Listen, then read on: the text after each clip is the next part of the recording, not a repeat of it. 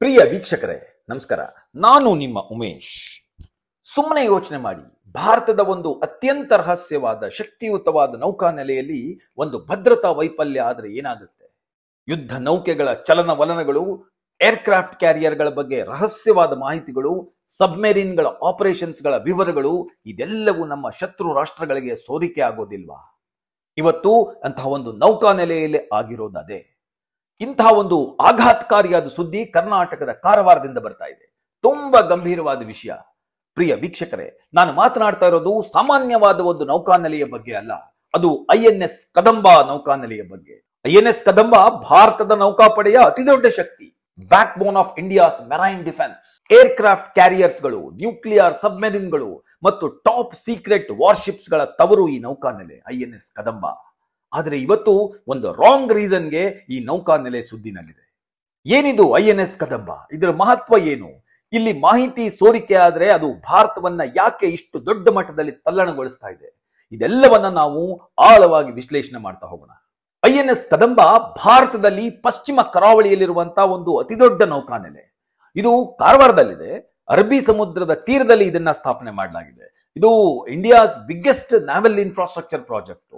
ನಾವು project Seabird ಬಗ್ಗೆ ಕೇಳಿದೀವಲ್ಲ, Seabird project ನ ಒಂದು ಭಾಗ ಇದು. ಮೇ 31ನೇ ತಾರೀಕು 2005ನೇ ಇಸ್ವಿನಲ್ಲಿ ಆಗಿನ ರಕ್ಷಣಾ ಮಂತ್ರಿಗಳಾಗಿದ್ದಂತಹ ಜಾರ್ಜ್ ಫರ್ನಾಂಡಿಸ್ ಅವರ ನೇತೃತ್ವದಲ್ಲಿ ಈ ಒಂದು ನೌಕಾನೆಲೆಯನ್ನ ಉದ್ಘಾಟನೆ ಮಾಡಲಾಗಿದೆ. ಇದನ್ನ ಹಂತ ಹಂತವಾಗಿ ಅಭಿವೃದ್ಧಿ ಮಾಡ್ತಾ ಬಂದ್ರು. ಈಗ ಇದು 2ನೇ ಹಂತದಲ್ಲಿ ಇದನ್ನ ವಿಸ್ತರಣೆ ಮಾಡಲಾಗ್ತಾ ಇದೆ. INS ಕದಂಬಾದ ಮುಖ್ಯ ಉದ್ದೇಶ ಏನು ಅಂತ ನೋಡಿ.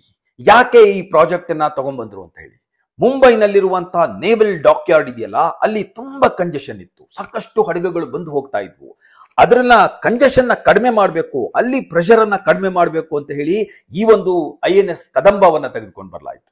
ಜೊತೆಗೆ ನಮ್ಮ ನೌಕಾನೆಲೆಗಳ ಭದ್ರತೆಯನ್ನ ಜಾಸ್ತಿ ಮಾಡಬೇಕು ಅಂತ ಮತ್ತೊಂದು ಉದ್ದೇಶ ಇತ್ತು. ಭಾರತದ ಸಮುದ್ರದ ಭದ್ರತೆ ಅಂದ್ರೆ ಮ್ಯಾರಿಟೈಮ್ ಸೆಕ್ಯೂರಿಟಿನ ಬಲಪಡಿಸಬೇಕು. ಆ ಮೂಲಕ ಯುದ್ಧ ನೌಕೆಗಳನ್ನ ಬೇಕಾದಾಗ ಆದಷ್ಟು ವೇಗವಾಗಿ ಡಿಪ್ಲಾಯ್ ಮಾಡಬೇಕು ಅನ್ನೋ ಉದ್ದೇಶದಿಂದ ಈ ಪ್ರಾಜೆಕ್ಟ್ ಅನ್ನು ತೆಗೆದುಕೊಂಡು ಬಂದ್ರು. ಜೊತೆಗೆ ಪ್ರಮುಖ ಸಾಗಣೆ ಮಾರ್ಗ ಇದೆಯಲ್ಲ, ಅದರ ಮೇಲಿನ ನಿಯಂತ್ರಣವನ್ನ ತೆಗೆದುಕೊಳ್ಳೋದಕ್ಕೆ ಮತ್ತು ಆ ಮೂಲಕ ವ್ಯಾಪಾರ ಮಾರ್ಗಗಳನ್ನ ರಕ್ಷಣೆ ಮಾಡ್ಕೊಳ್ಬೇಕು ಅಂತ ಹೇಳಿ INS ಕದಂಬವನ್ನ ಶುರು ಮಾಡಿದ್ರು. ಇವತ್ತು INS ಕದಂಬ ಭಾರತದಲ್ಲಿ ಅತಿ ದೊಡ್ಡ ನೌಕಾನೆಲೆಯಾಗಿ ಅಭಿವೃದ್ಧಿಯಾಗಿದೆ. ಪೂರ್ತಿ ಅದನ್ನ ಅಭಿವೃದ್ಧಿ ಮಾಡಿದ ನಂತರ ಏಷ್ಯಾದಲ್ಲಿರುವಂತ ಎಲ್ಲ ನೌಕಾನೆಲೆಗಳಿಗಿಂತಲೂ ದೊಡ್ಡದಾದ ಮತ್ತು ಅದೆಲ್ಲಕ್ಕಿಂತಲೂ ಹೆಚ್ಚಿನ ಸಾಮರ್ಥ್ಯವನ್ನು ಹೊಂದಿರುವಂತಹ ನೌಕಾನೆಲೆ ಆಗುತ್ತೆ INS ಕದಂಬ. ಈಗಾಗಲೇ ಭಾರತದ ಅತಿ ದೊಡ್ಡ ಏರ್ಕ್ರಾಫ್ಟ್ ಕ್ಯಾರಿಯರ್ INS ವಿಕ್ರಮಾದಿತ್ಯವನ್ನ ಇಲ್ಲಿ ಡಾಕ್ ಮಾಡಿದ್ದಾರೆ. ಭಾರತದಲ್ಲಿ ಮೊದಲ ಬಾರಿಗೆ ನಾವೇ ನಿರ್ಮಾಣ ಮಾಡಿದಂತ indigenous aircraft carrier INS Vikrant ಭವಿಷ್ಯದಲ್ಲಿ ಇಲ್ಲಿಗೆ ಬರುತ್ತೆ ಅಂತ ನಿರೀಕ್ಷೆ ಮಾಡಲಾಗ್ತಾ ಇದೆ. ಇದರ ಜೊತೆಗೆ ಸ್ಲೀತ್ ಫೈಟರ್ಸ್ಗಳು, ಡೆಸ್ಟ್ರಾಯರ್ಸ್ಗಳು, ವಾರ್ಶಿಪ್ಸ್ಗಳು ಇಲ್ಲಿವೆ. ಭವಿಷ್ಯದಲ್ಲಿ ಕದಂಬ ನೆಲೆಯಲ್ಲಿ ಭಾರಿ ಶಕ್ತಿಯುತ ಅಣ್ವಸ್ತ್ರಗಳನ್ನು ಹೊತ್ತೊಯ್ಯಬಲ್ಲಂತಹ ಜಲಾಂತರ್ಗಾಮಿ ನೌಕೆಗಳಿಗೆ ವಿಶೇಷವಾದ ಒಂದು ನೆಲೆಯನ್ನ ಇಲ್ಲಿ ಸ್ಥಾಪನೆ ಮಾಡಲಾಗುತ್ತೆ ಅಂತ ಹೇಳಲಾಗ್ತಾ ಇದೆ. ಅಂತ ದೊಡ್ಡ ದೊಡ್ಡ ಯೋಜನೆಗಳನ್ನ ಇಟ್ಕೊಂಡು ಕಟ್ಟಿರುವಂತಹ ಒಂದು ಅದ್ಭುತವಾದ ಒಂದು ನೌಕಾನೆಲೆ INS ಕದಂಬ. ಭಾರತದ ಪಶ್ಚಿಮದಲ್ಲಿ ಪಾಕಿಸ್ತಾನ ಮತ್ತು ಪೂರ್ವದಲ್ಲಿ ಚೀನಾದಿಂದ ನಾವು ಬೆದರಿಕೆಗಳನ್ನ ಎದುರಿಸ್ತಾ ಇದ್ದೀವಿ. ಈಗ ನೋಡಿ, ಪಾಕಿಸ್ತಾನ ಗ್ವಾದರ್ ಬಂದರಿನ ಮೂಲಕ ನಮಗೆ ಒಂದು ಥ್ರೆಟ್ ಅನ್ನ ಕೊಡುವಂತ ಪ್ರಯತ್ನ ಮಾಡ್ತಾ ಇದೆ. ಇನ್ನು ಹಿಂದೂ ಮಹಾಸಾಗರದಲ್ಲಿ ಚೀನಾ ತನ್ನ ನೌಕಾನೆಲೆಗಳನ್ನು ಸ್ಥಾಪನೆ ಮಾಡಿ ಅಲ್ಲಿಂದ ನಮಗೆ ಥ್ರೆಟ್ ಕೊಡುವಂತಹ ಪ್ರಯತ್ನ ಮಾಡ್ತಾ ಇದೆ. ಹಾಗಾಗಿ ನಮ್ಮ INS ಕದಂಬ ಇದೆಯಲ್ಲ, ಇದು ಗ್ವಾದರ್ ಬಂದರಿನಿಂದ ಬರುವಂತಹ ಥ್ರೆಟ್ ನ ಮತ್ತು ಚೀನಾ ನೌಕಾನೆಲೆಗಳಿಂದ ಬರುವಂತಹ ಥ್ರೆಟ್ ಗಳನ್ನ ಎದುರಿಸೋದಕ್ಕೆ ಅತಿ ದೊಡ್ಡ ಶಕ್ತಿಯಾಗಿ ನಿಲ್ಲುತ್ತೆ. ಹಾಗಾಗಿ ಇದಕ್ಕೆ ದೊಡ್ಡ ಇಂಪಾರ್ಟೆನ್ಸ್ ಇದೆ. ಭವಿಷ್ಯದಲ್ಲಿ ಸೀಬರ್ಡ್ ಯೋಜನೆ, ಭವಿಷ್ಯದಲ್ಲಿ ಈ INS ಕದಂಬ ಸೀಬರ್ಡ್ ಯೋಜನೆಯ ಅಡಿಯಲ್ಲಿ ಇದನ್ನ ಇನ್ನೂ ಹೆಚ್ಚಿನ ಎಕ್ಸ್ಪ್ಯಾನ್ಷನ್ ಮಾಡಬೇಕು ಅಂತ ಹೇಳಿ ಪ್ಲಾನ್ ಮಾಡ್ತಾ ಇದ್ದಾರೆ. ಯುದ್ಧ ನೌಕೆಗಳಿಗೆ ಬೇಕಾದಂತಹ ಸ್ಥಳ ನೀಡೋದಕ್ಕೆ ಹೊಸ ಹೊಸ ಜೆಟ್ಟಿಗಳನ್ನ ಇಲ್ಲಿ ನಿರ್ಮಿಸಲಾಗ್ತಾ ಇದೆ. ಮಿಸೈಲ್ ಗಳನ್ನ ಸಂಗ್ರಹಣೆ ಮಾಡೋದಕ್ಕೆ ಅಮ್ಯುನಿಷನ್ ಡಿಪೋಗಳನ್ನ ಇಲ್ಲಿ ಸ್ಥಾಪನೆ ಮಾಡಿ ಅವುಗಳಿಗೆ ವಿಶೇಷವಾದ ಭದ್ರತೆಯನ್ನ ಕೊಡಬೇಕು ಅಂತ ಹೇಳಿ ಪ್ಲಾನ್ ಮಾಡ್ತಾ ಇದ್ದಾರೆ.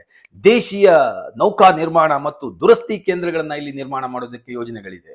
ಜೊತೆಗೆ ಹೆಚ್ಚೆಚ್ಚು ನೌಕಾ ಸಿಬ್ಬಂದಿಗಳಿಗೆ ವಾಸ್ತವ್ಯ ಮೂಲಸೌಕರ್ಯಗಳನ್ನ ಕಲ್ಪಿಸಿಕೊಡ್ಬೇಕು ಅಂತ ಹೇಳಿ ಅದೊಂದು ಯೋಜನೆಯನ್ನು ಮಾಡಲಾಗಿದೆ. ಇದು ಭವಿಷ್ಯದ ವಿಸ್ತರಣೆಯ ಯೋಜನೆ. ಹಾಗಾದ್ರೆ ಇವತ್ತು INS ಕದಂಬ ಯಾಕೆ ಸುದ್ದಿಯಲ್ಲಿದೆ ನೋಡಿ. ತೀರಾ ಇತ್ತೀಚೆಗೆ ಅಲ್ಲಿನ ಕೆಲವು ಸಿಬ್ಬಂದಿಗಳು ಪಾಕಿಸ್ತಾನದ ಗುಪ್ತಚರ ಸಂಸ್ಥೆ ISI-ನ ಭದ್ರತಾ ಸಿಬ್ಬಂದಿಗೆ ಒಂದಷ್ಟು ಮಾಹಿತಿಯನ್ನ ಒದಗಿಸಿದ್ದಾರೆ. ಗಂಭೀರವಾದ ಒಂದು ಮಾಹಿತಿಗಳನ್ನ, ತುಂಬಾ ರಹಸ್ಯವಾದ ಮಾಹಿತಿಗಳನ್ನ ಈ ISI-ಗೆ ಇವರೆಲ್ಲ ಕೊಟ್ಟಿದ್ದಾರೆ ಅಂತ ಹೇಳುವಂತ ಒಂದು ದೊಡ್ಡ ಆರೋಪ ಕೇಳಿ ಬಂದಿದೆ. ಅದೊಂದು ಗುಪ್ತಚರ ಪ್ರಕರಣ. ತುಂಬಾ ಇತ್ತೀಚೆಗೆ ರಾಷ್ಟ್ರೀಯ ತನಿಖಾ ಸಂಸ್ಥೆ NIA ಕದಂಬ ನೌಕಾನೆಲೆಯಲ್ಲಿ ಒಂದು ಭದ್ರತಾ ಉಲ್ಲಂಘನೆಯನ್ನ ಪತ್ತೆ ಹಚ್ಚಿತು. ನೌಕಾನೆಲೆಯಲ್ಲಿರುವಂತಹ ಕೆಲವರು ಭಾರತದ ತುಂಬಾ ಇಂಪಾರ್ಟೆಂಟ್ ವಾರ್ಶಿಪ್ಗಳ ಚಲನವಲನಗಳ ಬಗ್ಗೆ, ಅದರ ಕಾರ್ಯಾಚರಣೆಗಳ ಬಗ್ಗೆ ರಹಸ್ಯವಾದ ಮಾಹಿತಿಯನ್ನ ಪಾಕಿಸ್ತಾನದ ಗುಪ್ತಚರ ಏಜೆನ್ಸಿಗಳಿಗೆ ಕೊಟ್ಟಿದ್ದಾರೆ ಮತ್ತು ಆ ಮಾಹಿತಿ ಭಾರತದ ಸಮುದ್ರದ ಭದ್ರತೆ ಮೇಲೆ ಒಂದು ದೊಡ್ಡ ಬೆದರಿಕೆಯನ್ನ ಒಡ್ಡಿದೆ ಅಂತ ಹೇಳಿ NIA ಹೇಳ್ತಾ ಇದೆ. ಹಾಗಾಗಿ ಈ ಪ್ರಕರಣದಲ್ಲಿ NIA ಮೂವರನ್ನ ಬಂಧನ ಮಾಡಿದೆ. ಬಂಧಿತರು ನೌಕಾನೆಲೆಯಲ್ಲಿ ನಾಗರಿಕ ಉದ್ಯೋಗದಲ್ಲಿ ಕಾರ್ಯನಿರ್ವಹಣೆ ಮಾಡ್ತಾ ಇದ್ರು ಅಂತ ಹೇಳಲಾಗ್ತಾ ಇದೆ. ಮಾಹಿತಿ ಪಾಕಿಸ್ತಾನದ ISIಗೆ ಹೇಗೆ ಸೋರಿಕೆ ಆಯಿತು ಅನ್ನೋದೇ ಒಂದು ಇಂಟ್ರೆಸ್ಟಿಂಗ್ ವಿಷಯ. ಪಾಕಿಸ್ತಾನದ ಗುಪ್ತಚರ ಸಂಸ್ಥೆಯವರು ಹತ್ತಾರು ಡರ್ಟಿ ಟ್ರಿಕ್ಸ್ ಗಳನ್ನ ಬಳಸ್ತಾ ಇದ್ದಾರೆ. ಈ ಬಾರಿ ಅವರು ಹನಿ ಟ್ರ್ಯಾಪ್ ತಂತ್ರವನ್ನ ಬಳಸಿದ್ದಾರೆ. ನಕಲಿ ಸೋಷಿಯಲ್ ಮೀಡಿಯಾ ಖಾತೆಗಳ ಮೂಲಕ ಈ ಮೂವರನ್ನ ಸಂಪರ್ಕ ಮಾಡಿ ಒಂದಷ್ಟು ಆಮಿಷಗಳನ್ನು ಒದ್ದಿದ್ದಾರೆ. 8 ತಿಂಗಳ ಕಾಲ ನಿರಂತರವಾಗಿ ಈ ಮೂವರು ISI ನಿಂದ ಹಣವನ್ನ ಪಡ್ಕೊಂಡಿದ್ದಾರೆ. ಅದಕ್ಕೆ ಪ್ರತಿಯಾಗಿ ಎನ್ಕ್ರಿಪ್ಟೆಡ್ ಮೆಸೇಜಿಂಗ್ ಅಪ್ಲಿಕೇಶನ್ಸ್ ಗಳ ಮೂಲಕ ಭಾರತದ ನೌಕೆಗಳ ಚಲನವಲನಗಳ ಬಗ್ಗೆ ರಹಸ್ಯ ಮಾಹಿತಿಯನ್ನ ಅವ್ರ ಜೊತೆನಲ್ಲಿ ಹಂಚಿಕೊಂಡಿದ್ದಾರೆ ಅಂತ ಹೇಳಲಾಗ್ತಾ ಇದೆ. ಈಗ ಸೋರಿಕೆ ಆಗಿರೋ ಈ ಮಾಹಿತಿಯ ಇಂಪ್ಯಾಕ್ಟ್ ಇದೆಯಲ್ಲ, it is very very huge. ನಮ್ಮ ಮಿಸೈಲ್ಸ್ ಗಳ ಬಗ್ಗೆ, ನಮ್ಮ ನೌಕಾಪಡೆಯ ಶಕ್ತಿಯ ಬಗ್ಗೆ, ನಮ್ಮ ಯುದ್ಧ ನೌಕೆಗಳ ಬಗ್ಗೆ ಮಾಹಿತಿಗಳು ಸೋರಿಕೆ ಆದ್ರೆ it is going to be very very dangerous. ಇದರಿಂದ ನಮ್ಮ ಶತ್ರುಗಳಿಗೆ ನಮ್ಮ ಭಾರತೀಯ ಯುದ್ಧ ನೌಕೆಗಳ ಗೂಢಚರ್ಯೆ ಅಂದ್ರೆ ಸ್ಪೈಯಿಂಗ್ ಮಾಡೋದು ಸಾಧ್ಯ ಆಗುತ್ತೆ. ಜಲಾಂತರ್ಗಾಮಿ ನೌಕೆಗಳು ಅಂದ್ರೆ ನಮ್ಮ ಸಬ್ಮೆರಿನ್ಗಳು ಇರುವ ಸ್ಥಳ ಬಹಿರಂಗಗೊಂಡ್ರೆ ಅದು ಭಾರತದ ಅಣ್ವಸ್ತ್ರ ಶಕ್ತಿಯ ಮೇಲೆ ಒಂದು ದೊಡ್ಡ ಪರಿಣಾಮವನ್ನು ಬೀರುತ್ತೆ. ನೋಡಿ, ನಮ್ಮ ಅಣ್ವಸ್ತ್ರಗಳನ್ನ ಹೊತ್ತೊಯ್ಯಬಲ್ಲಂತಹ ಅರಿಹಂತ್ನಂತಹ ಕೆಲವು ಸಬ್ಮೆರಿನ್ಗಳು ನಮ್ಮ ಹತ್ರ ಇದೆ. ಅವುಗಳು ಎಲ್ಲಿವೆ, ಅವುಗಳ ಸ್ಥಳಗಳೇನು, ಅವುಗಳ ಕೆಪಾಸಿಟಿ ಏನು ಅನ್ನೋದು ನಮ್ಮ ಶತ್ರುಗಳಿಗೆ ಗೊತ್ತಾಗ್ಬಿಟ್ರೆ ನಮಗದೊಂದು ದೊಡ್ಡ ಥ್ರೆಟ್ ಆಗ್ಬಿಡುತ್ತೆ.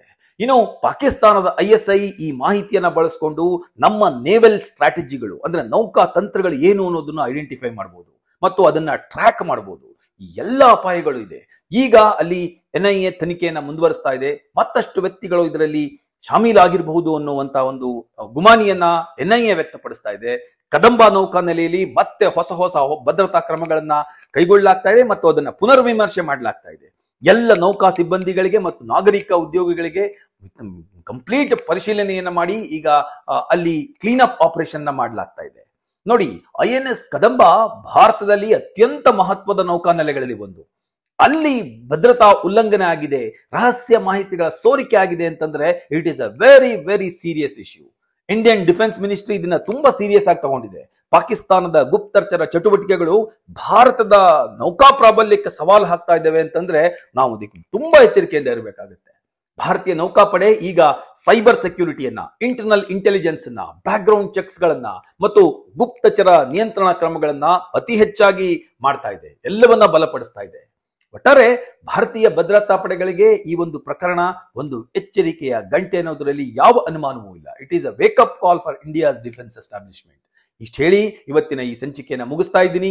ನಮ್ಮ ಈ ಸಂಚಿಕೆ ನಿಮಗೆ ಇಷ್ಟ ಆಗಿದ್ದರೆ ಲೈಕ್ ಮಾಡಿ, ಫಾಲೋ ಮಾಡಿ, ಶೇರ್ ಮಾಡಿ. ಹಾಗೆ ನಮ್ಮ ಧಾತ್ರಿ ಕ್ರಿಯೇಷನ್ಸ್ ಯೂಟ್ಯೂಬ್ ಚಾನಲ್ಗೆ ಸಬ್ಸ್ಕ್ರೈಬ್ ಮಾಡಿ. ನಮಸ್ಕಾರ.